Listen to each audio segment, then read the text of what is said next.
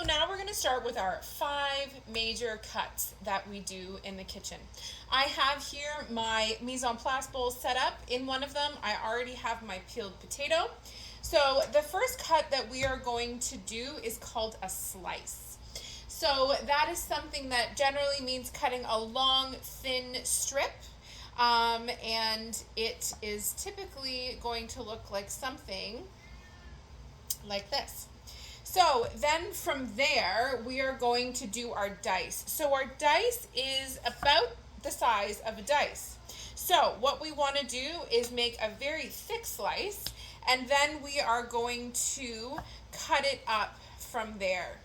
So we want to make something that resembles a dice. Now, when you have a potato, everything's not going to be a square edge, but this is my dice size, and I want them to generally be about the same size. So this would be classified as a large dice. From there, we are going to make our julienne. So we want to take off a thin slice, and when you're thinking about a julienne, I want you to think about McDonald's French fries. So they're nice and square, but not too big. So I have a slice that's about this wide, and then I'm just going to cut off that first edge there, and then I am going to do my julienne. So I have a nice square kind of thing here.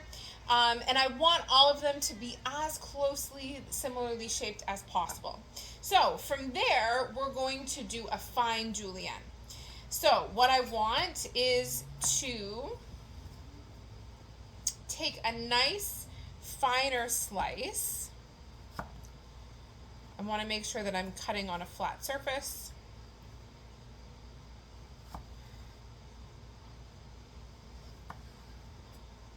So I've got my fine slice here. All right.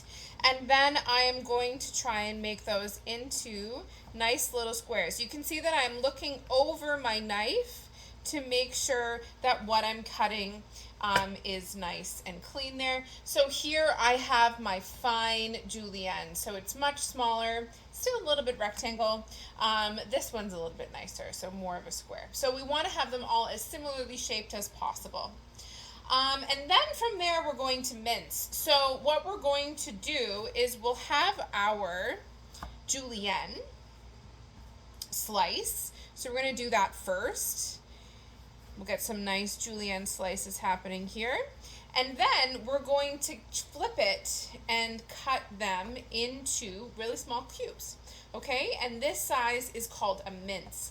So what we want to do is have the tip of our knife on the cutting board, and we're going to cut with the back portion.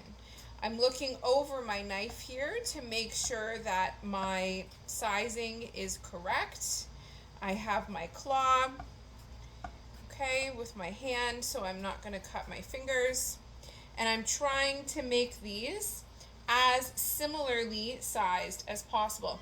And so now I have my mince. Okay, so as you can see, they're all uniform, they're all really nice. And those are the 5 major cuts that we're going to do in our classroom.